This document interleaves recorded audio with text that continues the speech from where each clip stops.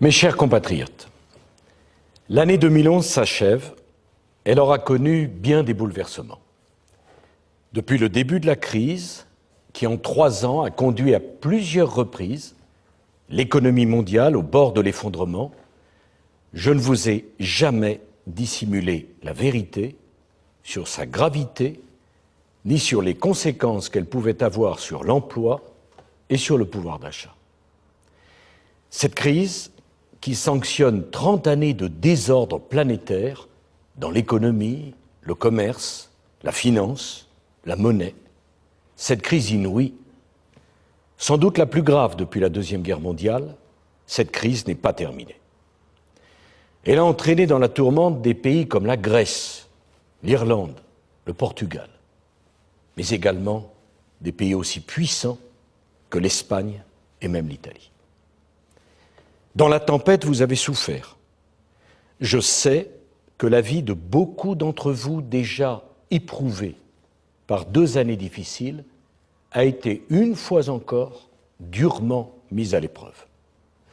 Vous finissez l'année plus inquiet pour vous et pour vos enfants. Et pourtant, il y a des raisons d'espérer. Nous devons, nous pouvons garder confiance dans l'avenir. Car si tant de pays ont connu des difficultés insurmontables, la France a tenu, elle a résisté. Si elle a tenu, si elle a résisté, si elle a réussi jusqu'à présent à conjurer le doute qui déclenche la crise de confiance, c'est grâce au courage et au sang-froid dont vous faites preuve depuis 3 ans. C'est grâce à la solidité de nos institutions, c'est grâce à notre protection sociale qui garantit la solidarité dans l'épreuve, c'est grâce aux réformes que nous avons accomplies ces dernières années. Je pense notamment à la réforme des retraites et à toutes les mesures visant à diminuer nos dépenses publiques qui ont permis à la France de garder la confiance de ceux qui lui prêtent leur épargne pour financer son économie. Il ne s'agit pas de nier les difficultés que nous traversons.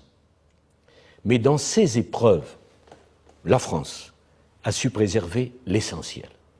Et je tiens à rendre un hommage particulier à toutes celles et à tous ceux d'entre vous qui, par leur travail, ont contribué au développement de notre économie. Mes chers compatriotes, nous devons être courageux, nous devons être lucides.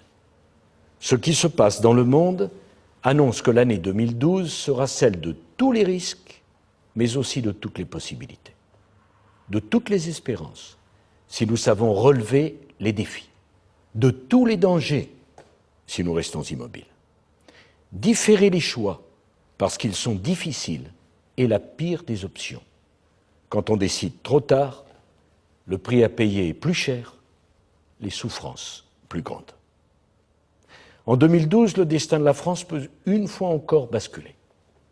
Sortir de la crise, construire un nouveau modèle de croissance, faire naître une nouvelle Europe, voilà quelques-uns des défis qui nous attendent.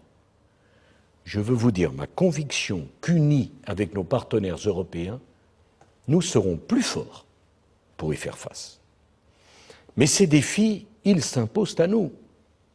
Nous ne pouvons ni les refuser, ni les repousser. Nous ne pouvons ignorer ce nouveau monde. Dans 5 mois, nous avons une élection présidentielle. C'est une échéance importante. Et au moment venu, vous ferez votre choix.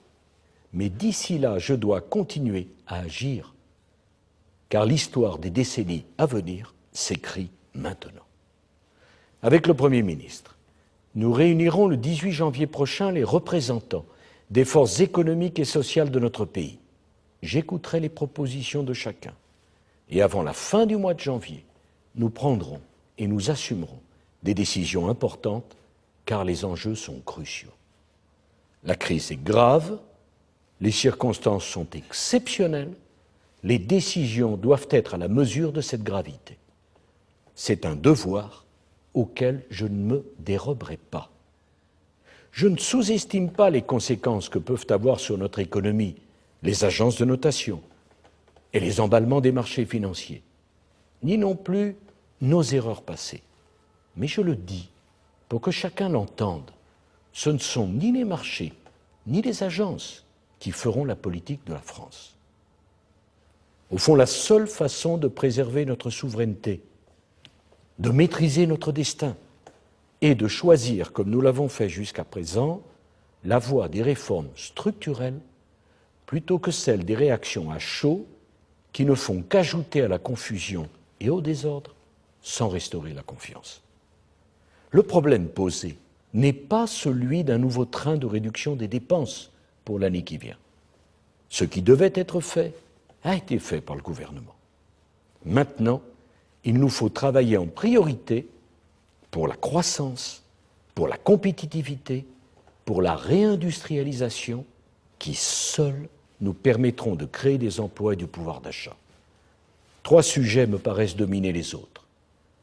Nous ne nous en sortirons pas en laissant de côté ceux qui souffrent déjà des conséquences douloureuses d'une crise dont ils ne sont pas responsables. Nous ne bâtirons pas notre compétitivité sur l'exclusion, mais sur notre capacité à donner à chacun une place dans la nation. C'est pourquoi ceux qui ont perdu leur emploi doivent être l'objet de toute notre attention. Nous devons changer notre regard sur le chômage, faire en sorte que la formation des chômeurs devienne la priorité absolue, afin que chacun puisse se reconstruire un avenir. Former, et pas seulement indemniser. Tel doit être notre but.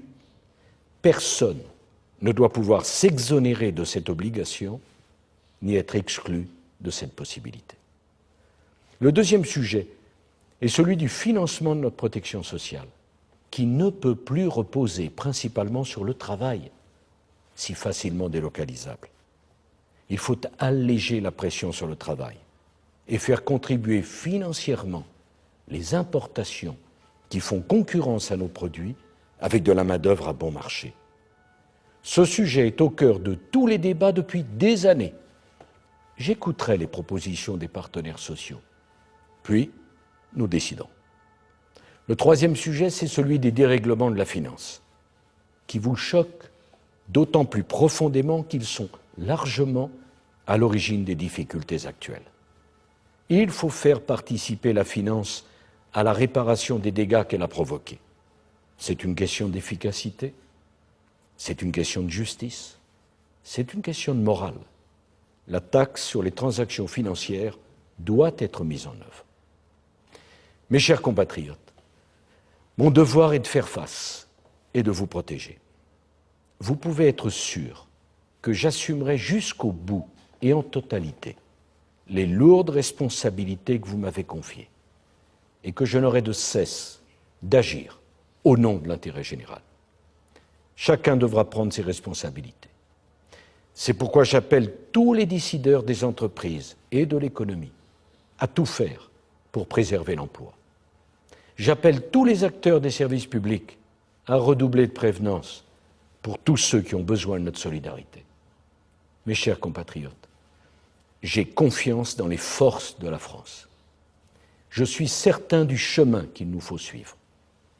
À vous, à tous ceux qui vous sont chers, à nos soldats qui risquent leur vie hors de nos frontières, à leurs familles qui vivent dans l'anxiété, et à tous ceux qui, dans le monde, luttent pour la liberté.